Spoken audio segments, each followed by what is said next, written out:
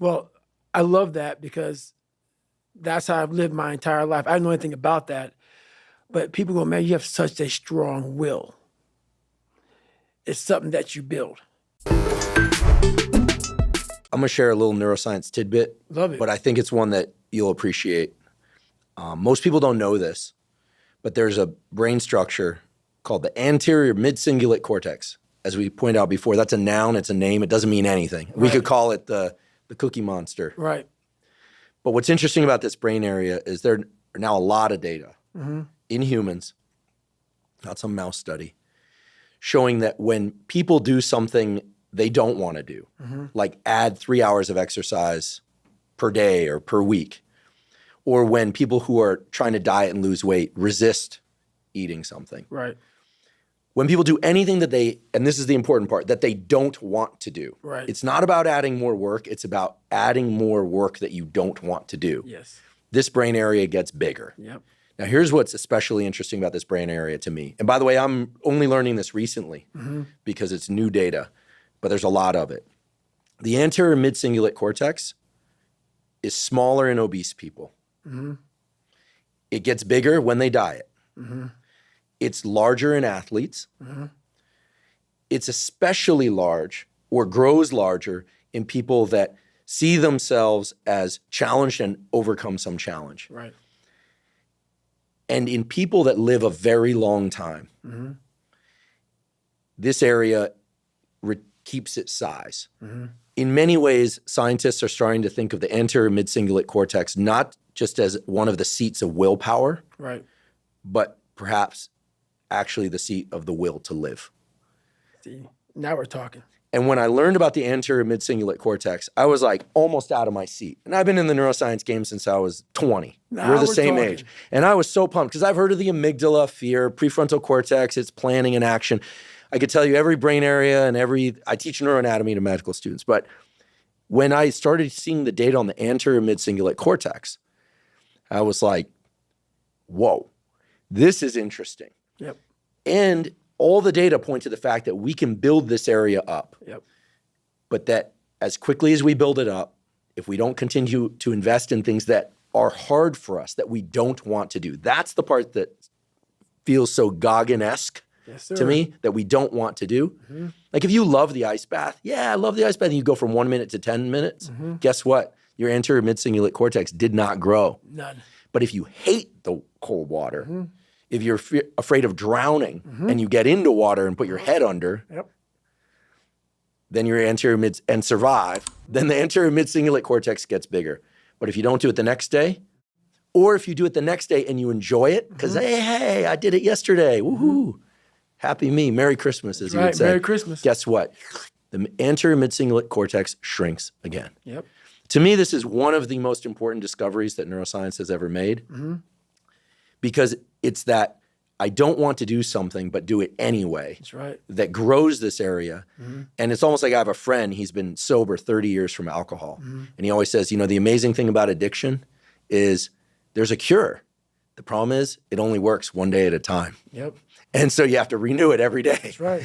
So the anterior mid-cingulate cortex, to me, when I learned about it, two things went off in my head. Whoa, this is super interesting. And two, I got to tell David Goggins about this. And I waited until now to tell you because I felt like for obvious reasons, I wanted to tell you and I wanted to tell you here. Well, I love that because that's how I've lived my entire life. I don't know anything about that, but people go, man, you have such a strong will.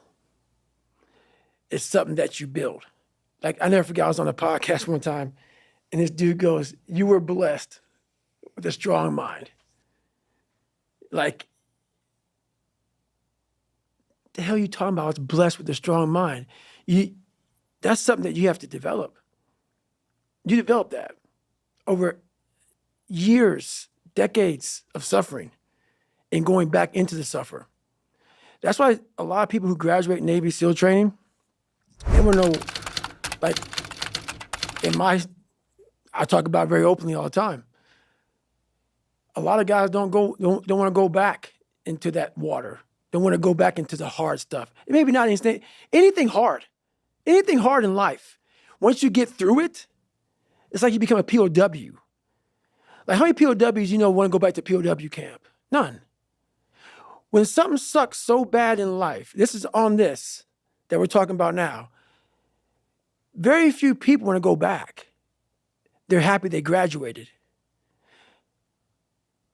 I realized I'm the same way. I don't want to go back. I have to go back. I must go back because that is exactly where all the knowledge of my life exists, was back there and what you're talking about.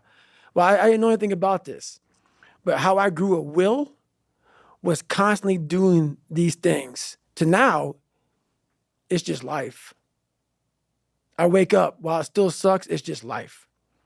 You don't sit back and like, oh my God, like I have days I don't want to do it, but I know I'm going to do it. I know from years of just doing it. So that's beautiful. And this is why I came on here with you today. And I'm glad that you're talking about this because human beings need to hear this. They need to stop hearing these hacks on this and that. There's no fucking hack, bro. There's no fucking hack. Yeah, you may this and that and saunas and all this shit it's great.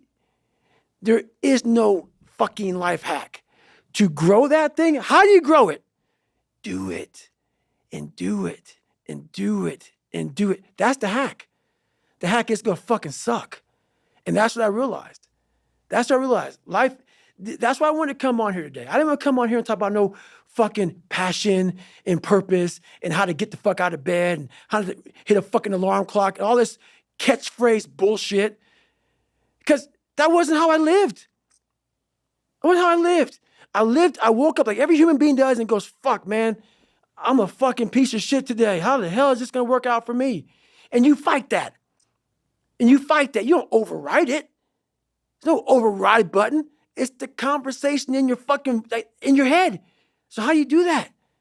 We don't have enough of these conversations about the real conversation that every human being is having.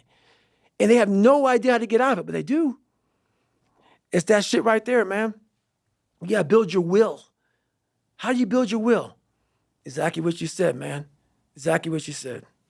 Well, I feel like knowing the name of something, anterior mid-cingulate cortex, doesn't fundamentally change us. But one thing I like about biology is that willpower, if somebody feels they don't have it, feels like this thing that other people have. But everybody, unless they're brain damaged, like a hole through their head, has two anterior mid-cingulate cortex, one on each side of their brain. Everyone has one. They have two. So I feel like it's just a question of opening the portal. And the portal, I'm going to say 10 times and forgive me, is I think people go, oh, I do hard things. I do sets to failure, and then I do forced reps. I love training with weights. I love doing sets to failure. I even like forced reps. But guess what? I like forced reps. So I'll tell you, they don't build my anterior mid-cingulate cortex. Because I like to do it. That's right. Anything you like to do is not going to enhance this aspect of willpower. And it seems so obvious once you hear it. You kind of go, oh yeah, of course. But I think you really close that loop for people when you share what you're sharing today and what you've shared elsewhere before as well, when you're trying to explain the friction is the critical ingredient. Right. And I think people think, oh, if it's effort, well, then I'm getting better. That's part of it, necessary but not sufficient, as we say in science. But the suck part, the being haunted, the stick, they're really unpleasant terms. Very. These are probably the most unpleasant terms we've ever used on this podcast. Very. Those are the levers. Those are the gears. And without those, this thing that you're talking about, David Goggins, as a verb. Right. You know, I sometimes make the joke, but it's not a joke. Right. Goggins is a name, and it's a verb. People go, I'm going to Goggins that. Right. Right? But that's, I think, again, I'm not a psychologist, but I think that's what you're talking about. The stick, the friction, being haunted. It's the suck part that grows this anterior mid-cingulate cortex. So now you know why there's so many people that fail in this world to figure out their purpose in life. Where do I go? Because to grow that, while you may not look like me, how my daily life looks, it don't look fun. Don't look fun. So it's a choice that people have to make in life. But what's so funny about it is even the richest of rich, who have everything, they always ask me this question. I feel like I'm missing something. I don't feel like I'm missing shit. I don't have what you all have, but you'll never in my life hear me tell you I'm missing something. Everybody is. They're missing this feeling. I found it a long time ago. I found it right there in that willpower thing. When you're nothing, and change yourself into something like me, you call it happiness, peace, whatever the fuck you want to call it, people are missing exactly what went on with David Goggins. Why don't you smile? I do.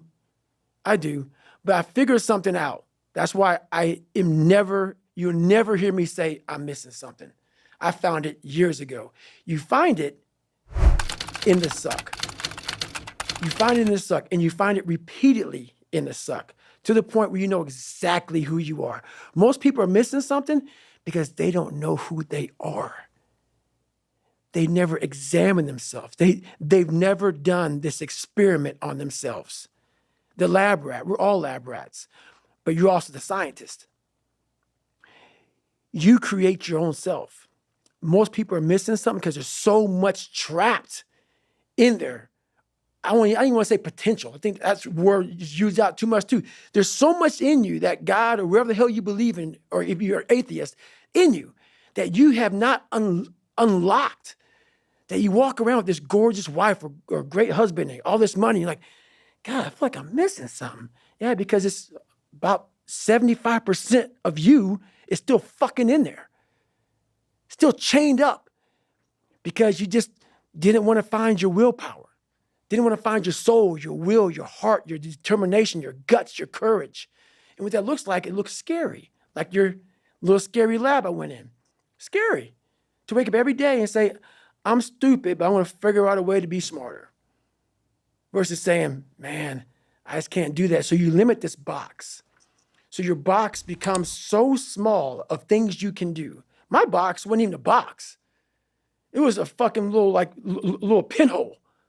And then through examining myself, getting some willpower, some courage, it became bigger than this table. But that's what we all do. That's why I wanted to come here today and talk to you about real shit. Not no fucking like hacks. There's no hacks, bro. It's you against you. You against you. And if you misunderstand that, you have a real problem. A real problem. I can understand you misunderstand me running down the street, shirt off, fuck this, yeah. I can get it. I get it. If you misunderstand what I'm saying right now today, the problem is you. And you don't want to fix it.